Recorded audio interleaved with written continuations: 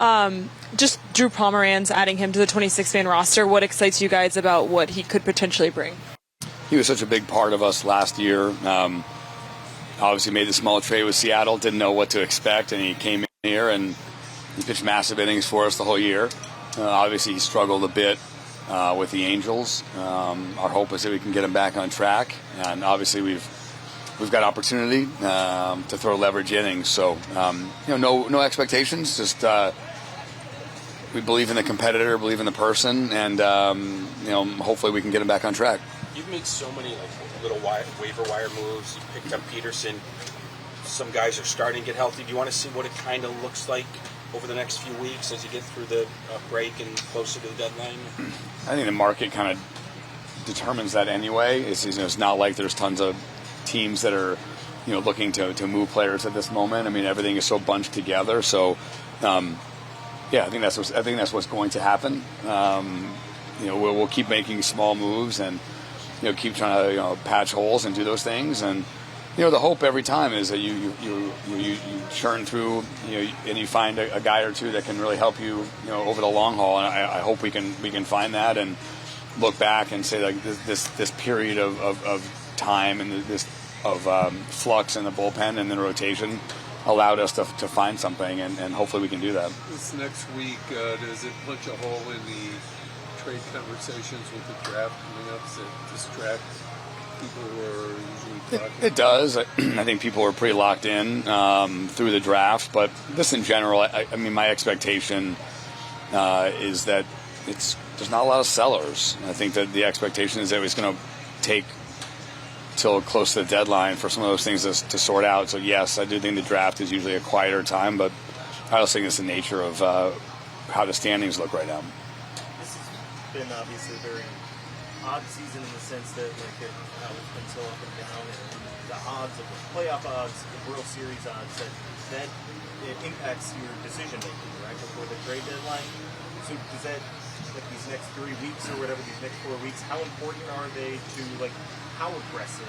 Obviously, the market has to play itself out, but how aggressive you guys can be to maybe make a more significant move? I think almost no matter what, what do we have? I don't know how many games we have. Call it 25 to 30 games left before the deadline. I think, of course, that fifth of the season is going to be really important to what we end up doing. It has been a really up and down season. I guess that may continue, or I guess that may. There's no reason to think that's the way the rest of the season is going to go. It could go that way, or we could just, proceed to level things out. I kind of hope we do. But this is a really important stretch, and like I said before, the market will dictate a lot of those things, but of course our play is going to dictate level of aggressiveness and needs as well.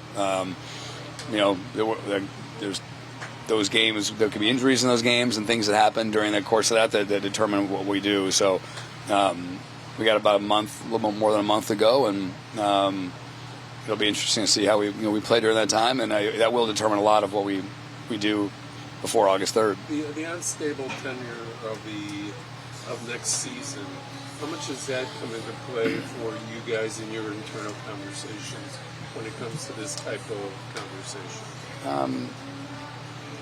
It doesn't impact this season at all. Of course, it could impact the market. I don't think anyone truly knows how it will impact the market. I think we have guesses and predictions, but we don't really know. So it is it makes things a little less stable than they normally would be, but I don't think we know in what direction or how. So I think with that, I think you really focused on this year, and obviously there's going to be some changes. There's no question. There's going to be some changes to the CBA. It's not going to be the exact same thing. We'll have different rules and different things to think about, and that uncertainty causes some instability. But I don't think, and no one has any idea how it's going to end up, and therefore it is pretty unpredictable. But with a year, let's say you were going to trade for a guy with a year plus, does it slow you down a little bit, knowing that year can be chopped off some next year? I think that's a question every team's going to have to answer for themselves. Okay. And I think by definition, if every team's answering that question for themselves, that creates instability, right? So maybe that's even a good way to define it. Everyone's going to think about 27 a little bit differently, and that could lead to some differences in opinion during the trade market.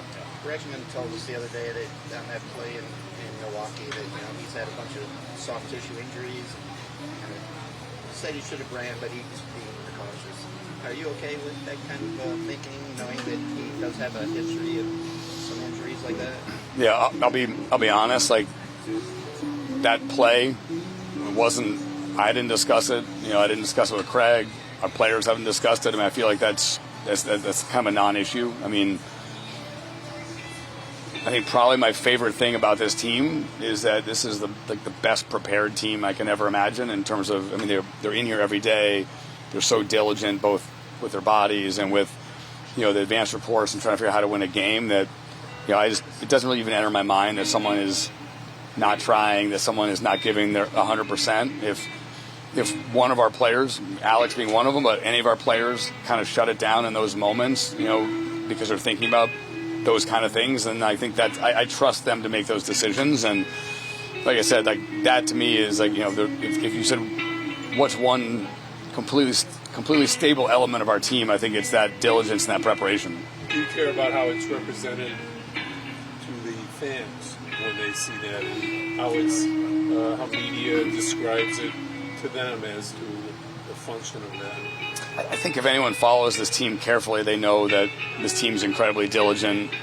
So I'd like to think that a player with an incredible reputation for preparation and leadership and competitiveness would get the benefit of the doubt on a ground ball. Jed, when PCA is the kind of month you just had, how much, if at all, does that raise the bar in your mind of what he's capable of doing? It's a good question. I mean, I think that we saw him last year go on kind of a homer and stolen base barrage.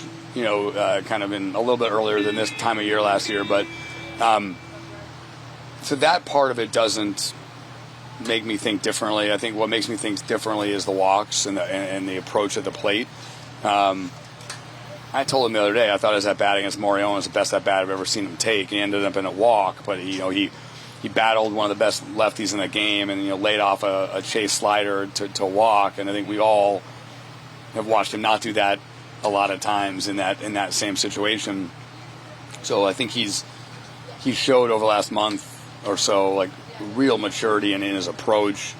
His walk rate is way up, and if that can continue, I think that does raise what he can be as a player. Because now all of a sudden you're looking at a high slug guy, and also with real on base skills, and especially in the leadoff spot. I mean, I think about what an uncomfortable at bat that is for the opposing team, right? Like when we play teams, that when they have Tatis leading off, for example, or even Shohei leads off, the idea that guy can homer off you, but if you pitch around him at all or try to get too cute, he's going to steal second. And having him in that leadoff role, if he can maintain that kind of plate discipline, I think it really provides it's a dangerous player to have to face to lead off a game for a lot of reasons. And I'm glad he's on our side. We'll take two more for Jed. Did you see this happening before you was the leadoff spot? No.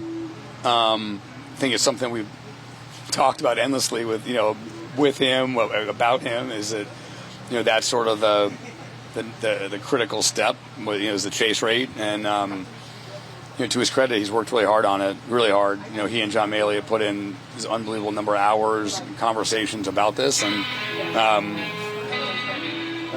I'm proud of him, and like I said, hopefully it's a sticky attribute that he can continue to get better at. Because people don't want to throw him strikes, and so if he starts to lay off, it really puts the pitchers in a tough spot. There seems to be a difference of opinion a little bit on Pete's worth between you and Craig. His what? His worth to the team as a player. Pete gave you credit for a conversation you guys had about thinking about getting on base more, being more valuable there.